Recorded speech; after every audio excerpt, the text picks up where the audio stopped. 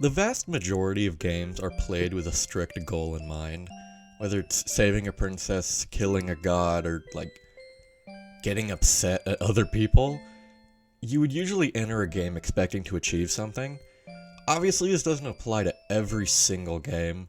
Of course, there are sandboxes and sim games, but there's still a set of actions you can do to make tangible progress, right? The actual things you're doing are of course fun, but you're actively working towards a goal. But what about a scenario where you really don't have a goal, where you aren't rewarded with any sort of tangible thing, but instead you just sort of see weird things, and maybe you're able to piece together a little bit of a story? Yume Nikki was developed by Kikiyama in RPG Maker 2003, and released in 2004. It's sort of hard to call Yume Nikki a game, per se. I mean, by definition it is. It was made in a game engine, and it's listed as a game on Steam. But despite being made in RPG Maker, there aren't any actual battles. While it was one of the first, it's certainly not the only RPG Maker game to not have battles. Most of those games focus around puzzles or something else to supplement the gameplay. But that's really not the case in Yume Nikki. There's really not a lot of mechanics in general.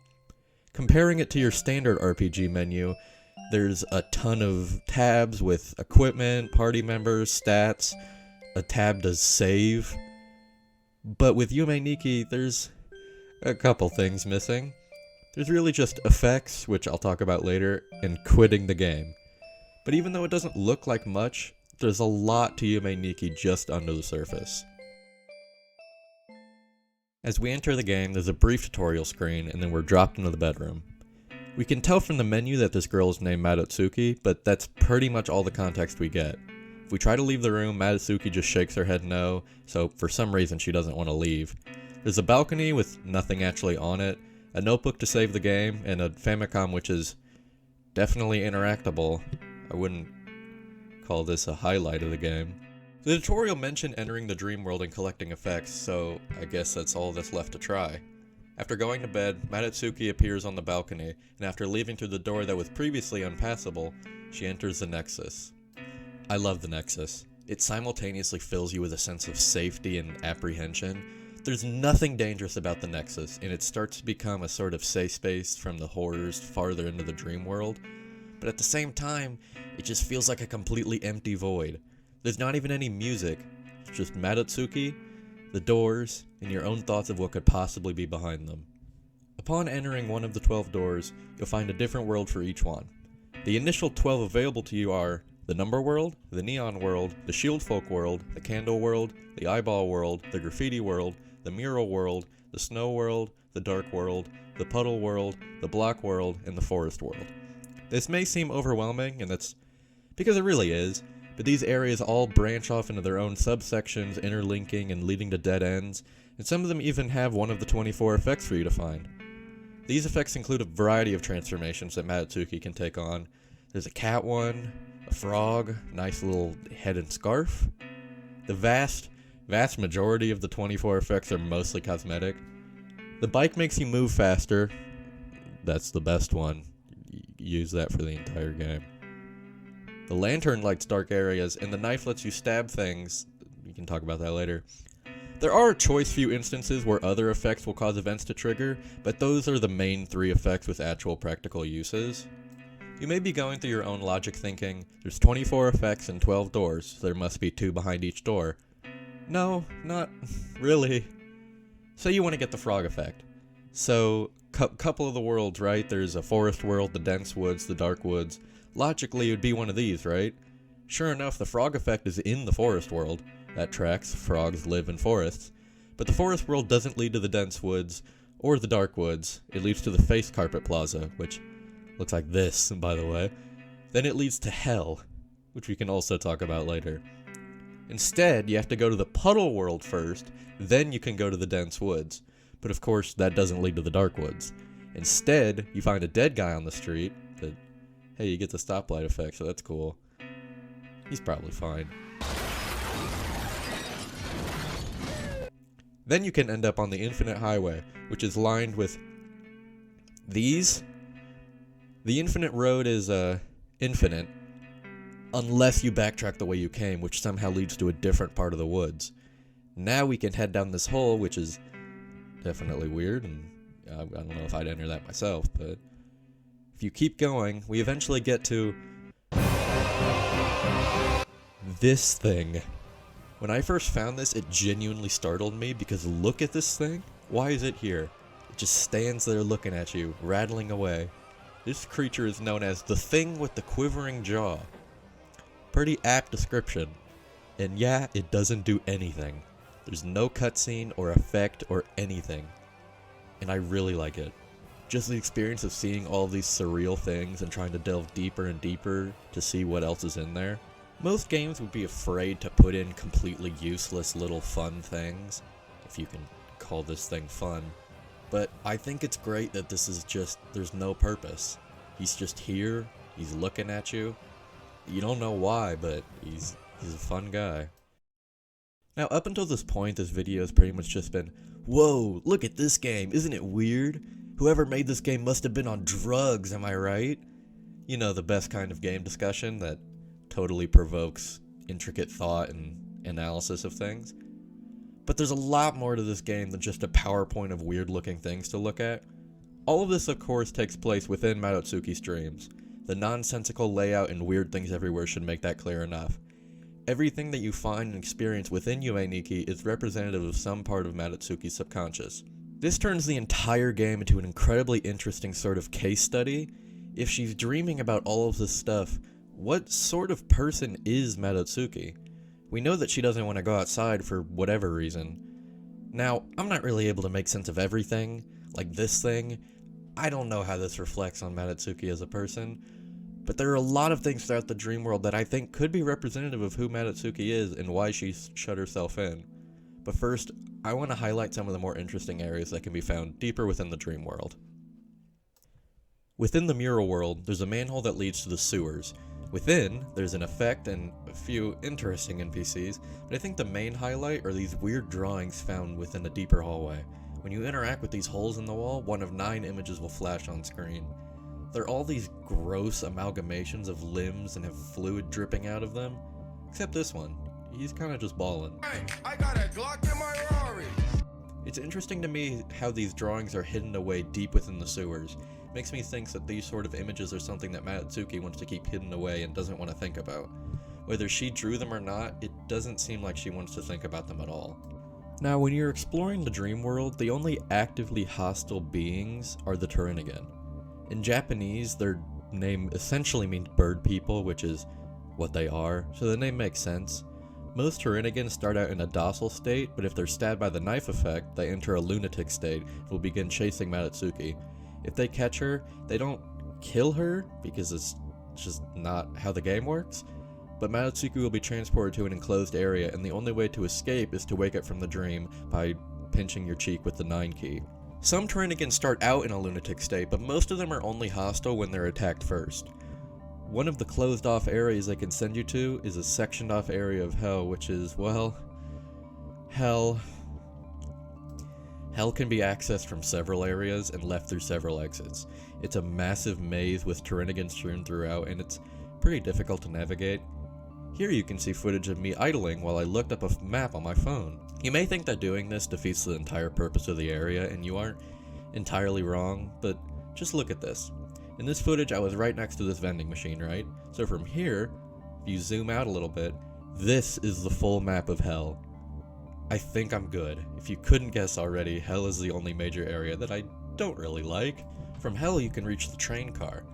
There's this silly little guy, and if you actually ride the car, you can reach the Witch's Island. You can of course find the witch effect here, but there's also all these weird girls and a bridge with a bunch of weird creatures on the sides. When you enter the graffiti world, you can then proceed to the mall, which has quite a few interesting residents.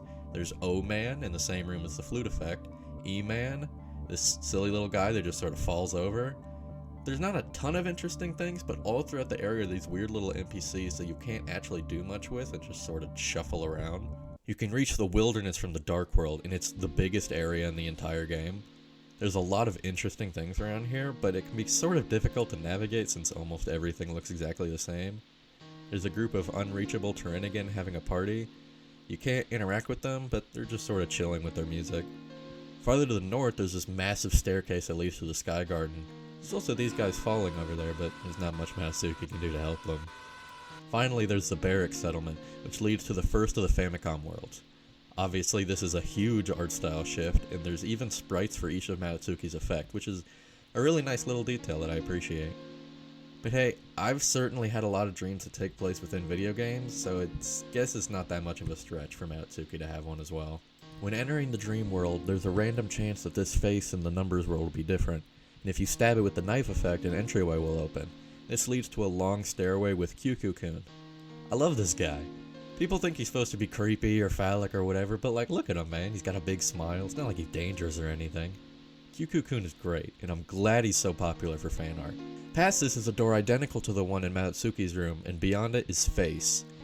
It's this strobing face that is pretty creepy, and after a few seconds it forces Matsutsuki awake, being one of the only events to do this. Now, for the most part, the snow world is a barren, empty expanse. There's a woman that gives you the Yuki Onna effect, and some igloos strewn about, but most of them are empty. Inside one of them is Kamakurako, a sleeping girl that you can't actually do much with. And the other igloo, however, is a portal to the Pink Sea. In combination with the nice color palette and the calming music, the Pink Sea is the most serene area in the game. This area is one of the most emblematic of the inspiration that Kikiyama took from the Mother series. I don't want to spend too long on this since it's kind of hard to find an indie game that isn't inspired by Mother at this point, but I still think it's important to highlight since I think that they have some parallel themes that can be important for figuring out what this game's all about. Of course, one of the most obvious connections is that the Pink Sea is literally Magican from Earthbound. Similarities should be obvious from a visual standpoint alone, but they also have very similarly relaxing soundtracks. The Famicom world takes very strong cues from the art of Mother 1, and the Famicom house is literally just Nintendo's house. I think one of the more interesting parallels is their shared use of body imagery throughout. There is a lot of weird body stuff strewn throughout Yume Nikki, and I think it's fair to say that some of it may have been inspired by certain sections in Earthbound, primarily with the Intestine Path and the Cave of the Past. They both have very strong themes of growing up and how kids kind of view the world differently than we do. Even the idea of going through a surreal area formed from the character's subconscious is sort of derived from Earthbound, although it's expanded from a single area to the entire game. I don't know, man, maybe Matsutsuki just really likes Mother and that's why it's in her dreams. Anyway, after wading through the Pink Sea for a while, you'll reach a balloon that warps you to Paniko's house. Inside is, of course, Paniko, another girl that you can't really do anything with. However, this room is key to probably the most famous thing associated with Yume Nikki, the Uboa event. If you know anything about this game, you're probably already familiar with Uboa to some extent, but it's such an iconic event that I really don't think a video can be complete without mentioning it. The only thing you can really interact with in this room is the light switch on the wall. Most of the time it just darkens the color palette and changes the music a bit. However, there is a 1 in 64 chance of you triggering the Uboa event. The door locks, and you're stuck in here with Uboa. The only thing left to do is approach and interact with Uboa, which transports you to Uboa's trap. It's a long, looping screen with the bloody touching creature in the background. There's nothing you can actually do here, and the only way to leave is for Matsutsuki to pinch herself awake. For the last area I want to highlight, there's the White Desert, one of the biggest and most bizarre locations in the entire dream world. It's in a completely different pencil sketch art style and looks really weird compared to Matsutsuki's more detailed appearance. It's within this area that you can find the thing with the quivering jaw from earlier, and it has a lot of similarities to Uboa's trap. Despite how huge of an area it is, there's not actually any effects here. There's certainly a lot of weird stuff here though. There's this guy, and this girl who, does this. There's also an underground area with something leaking from the walls. Despite all of the weird stuff here, you don't actually need to go here, since there's not actually any effects like I mentioned. It's so strange that such a massive and out of left field area is completely optional and probably not even found by a decent chunk of the people that have played this game. You may be wondering, if I keep talking about collecting these effects, why I said there isn't a goal when there's literally an ending to work towards. That's true, but it's not much of an ending, and it certainly doesn't give any closure on the story. While in the Nexus, you can place down any effects you've acquired in an egg form. Upon placing down all 24 effects, there will be something new when Matsutsuki wakes up. Down on the previously useless balcony, There will be a staircase. Upon climbing it, Madatsuki will hop off the balcony. There's a sudden thud, a bloodstain appears, and then credits. Yeah, it's pretty grim, and it doesn't give a ton of insight. Alright, so what's going on? It can be really hard to tell, since so much of the dream world is so abstract and nonsensical. Everything is up to interpretation, so these are just some of my own thoughts. First of all, the game has a lot of imagery of reproductive organs and other parts of the body, like I mentioned earlier when discussing connections to Earthbound. Some of the reproductive stuff is associated with parts of the game where Madatsuki is trapped, such as with Uboa and the Infinite Hallway. It's not very difficult to come to the conclusion that Madatsuki may have had some form of sexual trauma, whether she was assaulted or something else. One of my favorite interpretations is how Madatsuki may have some form of anxiety related to her appearance. There's too many instances of severed body parts to count littered throughout the game. Areas like the sewers and the White Desert have tons of depictions of nasty, grotesque distortions of human anatomy. There's very few actual people in the game. Most NPCs have some form of exaggerated proportions. Of course, the main objective of the game is to collect effects that change your appearance, so it's possible that that in itself is meant to be symbolic of insecurities in her appearance and her desire to change them. There's also a few pieces of the dream world that may point to Madatsuki also having some gender identity issues. Within a few worlds there are male and female restrooms, both of which Madatsuki can enter with no problems. While it could represent some form of sexual trauma like I mentioned, the imagery of uteruses being demonized like this in rooms like the Infinite Hallway can represent an uncomfortableness with having one, or sadness that she doesn't have one, depending on if Madatsuki is a trans man or woman. You can also literally find a copy of Madatsuki hiding inside of a closet, but that might be too literal and I'm just looking into things too much. There are a lot of instances of Madatsuki being trapped within the game. For one, there are a lot of one-way exits in the game that prevent you from going back to previous areas. Any of the lunatic Tyrannigans sends you to inescapable areas. You can temporarily get stuck on the Infinite Highway. There's trying to traverse hell, which certainly feels like a trap, although that one's probably not intentional. One of the most notable examples is, of course, Uboa's trap. Upon triggering the event, you're trapped inside, and you can't escape from it at all. All of this combined with literally being trapped inside of her room in the real world, and her actions in the ending, it's not a stretch to say that Madatsuki feels like her problems are inescapable. These are some of my interpretations, but other people probably see the game super differently, and I'm probably wrong. There aren't definitive answers to anything, and to be honest, I think that's a good thing. That is the point of Yume Nikki. If you just go from point A to point B, you miss out on so much of what makes the game interesting. The point isn't to find items or solve puzzles, it's to find out who Madatsuki is. We will never know for sure what Uboa or Kyuku-kun or this thing mean, but the community that's been founded about that discussion, sharing interpretations and experiences, so many of the events in this game are based on RNG, so it's entirely possible for one person to have an entirely different experience than I did. If this video has piqued your interest at all, check out the game for yourself. It's completely free on Steam and it can run on literally any computer. The game is from 2004. There are entire worlds, events, and characters that I didn't mention at all in this video, so there's still a lot for you to discover. Since Yume Nikki came out, it's had an interesting history. He received a one-volume manga, but it wasn't actually made by Kikiyama. The art is really nice looking, and I would recommend it based on that alone, but the actual story is a really weird interpretation of the game, and I don't think it's very good. It received a 3D sequel in 2018 in the form of Yume Nikki Dream Diary. Sort of a weird title, considering that Yume Nikki just means Dream Diary, but it's fine. Sure, to Japanese people, it may be Dream Diary, but Yume Nikki is a different word for us, so I guess it's fine. It came out 14 years after the original, but while they did get Kikiyama to consent to the game being made, it doesn't seem like he contributed much to it. To be entirely honest, I haven't played it, and I don't really want to. A low-effort, soulless 3D sequel made by a creator that's not the original one is not what I want from Yume Nikki, and I'm really uninterested. I love Yume Nikki for the mystery, the atmosphere, and the underlying interpretations.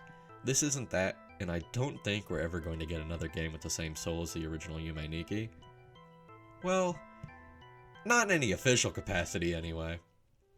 To me, the real continuation of the series lies with the fans.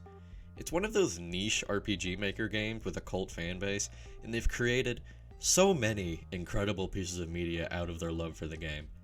There are so many fan games. Like, so many.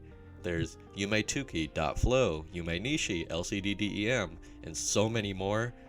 Obviously some are better than others, but all of them offer their own unique dream worlds to explore, and I think Yume Nikki is such an interesting outlet for creativity because dreams can be anything, and it's really a reflection of the artists that made them. There's so much fan art and fan music and some incredible videos about the game as well.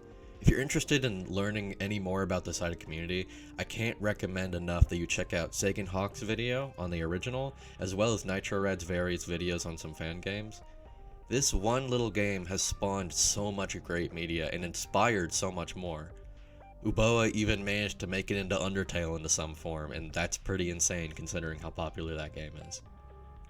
I think there's truly nothing like Yume Nikki, and I'm alright with that. It's not one of those things where I need a sequel or DLC or whatever. It is what it is, and what it is something amazing and special. It is not for everyone, but it's definitely for me, and clearly a lot of other people, and I think it's great. That's it. I don't know how to end videos. Alright, this is unscripted. Welcome to the end card. I haven't made a video in like a year, and I want to make more because this is fun. If you liked hearing me talk about Yume Nikki, give the video a like. Share it with your friend. If they make fun of you, I'm sorry. My bad. Hopefully there won't be another year gap in between videos, but you know, college is something. Yeah. See ya.